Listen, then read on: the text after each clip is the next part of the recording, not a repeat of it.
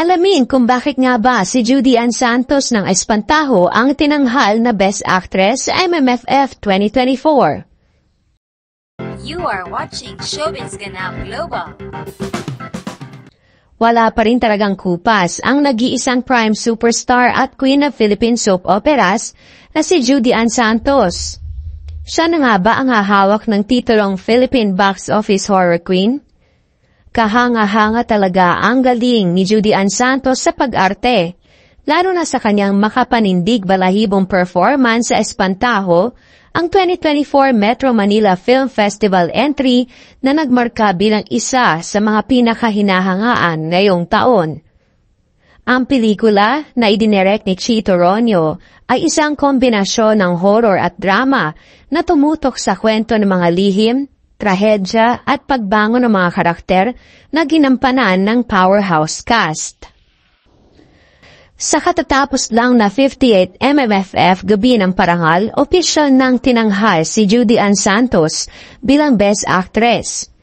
Laban sa iba pang mga naging nominado na sina Miss Vilma Santos para sa Uninvited, Isel Santos para sa Isang Himala, Francine Diaz naman para sa My Future You, Jane De Leon para sa Strange Frequencies Taiwan Killer Hospital, at si Julia Montes naman para sa Topa.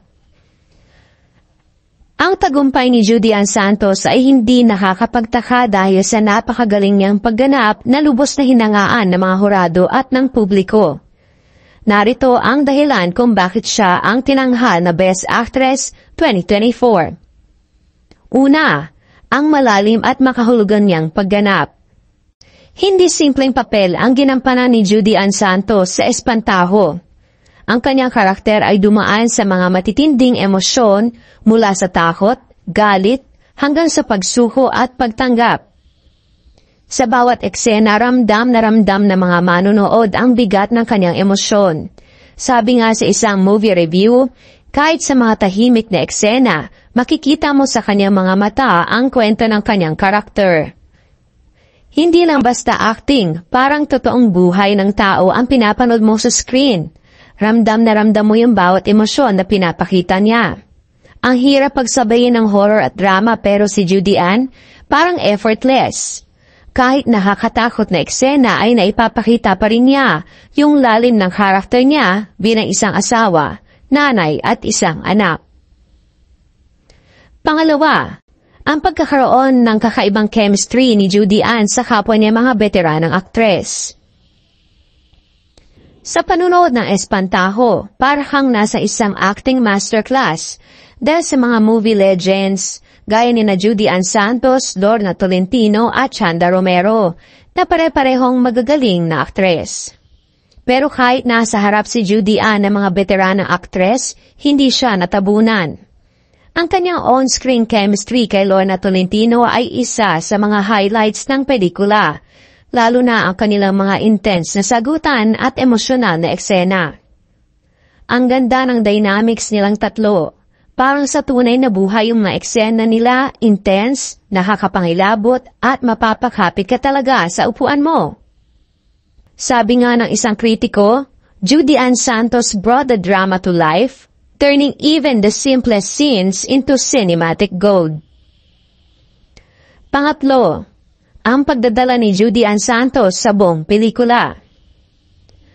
Ayon sa mga review, medyo may kahinaan ang script at staging ng pelikula. Pero dahil sa exceptional na pagganap ni Judy Ann, naitawid ang pelikula at nagawa itong kaabang-abang. Hindi na pinansin ng mga manunood ang mga naging sablay dahil ang focus nila ay nasa nakakabilib na performance ni Judy Ann. Sabi nga ng isa pang kritiko, Judy Ann Santos is the glue that held this film together. Parang siya yung nagbuo ng pelikula kahit may mga sablay sa ibang parte. Pang-apat, ang kakayahan ni Judy Ann Santos na balansihin ang horror at drama. Hindi madali ang magbalanse ng horror at drama sa isang pelikula. Kailangan mong iparamdam ang takot, pero dapat na ibibigay mo pa rin ang lalim na emosyon. Ito ang eksaktong nagawa ni Judy Ann Santos sa Espantajo. Sa mga nakakatakot na eksena, hindi lamang takot ang mararamdaman mo. may kasamang awa at lungkot. Ang ganitong klaseng performance ay bihira at isang patunay na kanyang versatility bilang isang aktres. Naitawid niya ang iba't ibang karakter bilang isang asawa, nanay at anak sa gitna ng isang nakakapangilabot na mga pangyayari. Kilala si Judy Ann bilang isang aktres na mahusay sa drama lalo na sa mga teleserye at pelikulang may mga temang pamilya at pag-ibig. Pero sa Espantajo, pinatunayan niyang kaya rin niyang mag-excel sa genre ng horror. Iba ang tapang at intensity ng kanyang performance dito. Para bang ipinakita niya ang isang side niya na hindi pa gaano nakikita ng kanyang mga tagahanga. 10 years ago pa nang huli niyang gawin ang horror movie na Tiyanak. Panglima, isa siyang inspirasyon sa industriya. Bilang isa sa mga batikang aktres sa industriya, patuloy na pinapakita ni Judy Ann Santos ang kanyang dedikasyon sa sining ng pag-arte. Sa kanyang performance sa Espantajo, hindi lang siya nagbigay ng aliw, kundi nagbigay din ng inspirasyon sa mga bagong henerasyon ng aktor at aktres. Pinapaalala niya na ang pagiging magaling na aktor ay hindi natatapos sa edad o tagal sa industriya, kundi sa patuloy na pagsisikap na pagbutihin ang sarili. Maraming manonood at kritiko ang pumuri kay Judy Ann matapos mapanood ang Espantajo. Ayon sa ilang kritiko, Espantajo winningly emphasizes both the horror and the drama, attributing this success to the lead actress's excellent performance. Ganito rin ang naging sentimiento ng ibang mga reviews na nagsabi si Judy Ann Santos ang dahilan kung bakit successful ang nasabing pelikula. Hindi rin nagpahuli ang reaksyon sa social media. Maraming netizens ang nagpahayag ng kanilang paghanga sa kanyang performance na tinawag nilang world class at one for the books. Sabi pa nga ng kanyang mga fans, kung hindi siya manalo ng Best Actress, malaking kawalan nito para sa MMFF.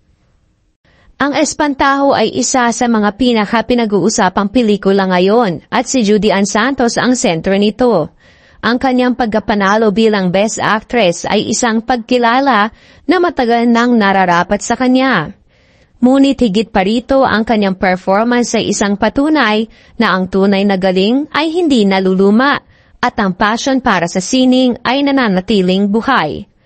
Habang tuluyang tinatamasa ni Judy Ann Santos ang kanyang tagumpay, malinaw na ang kanyang performance sa Espantajo ay magmamarka hindi lamang sa kasaysayan ng MMFF, kundi pati na rin sa puso ng mga manonood. Kayo, anong say nyo? Deserve ba ni Judy Ann Santos ang award bilang Best Actress? Leave your comment below.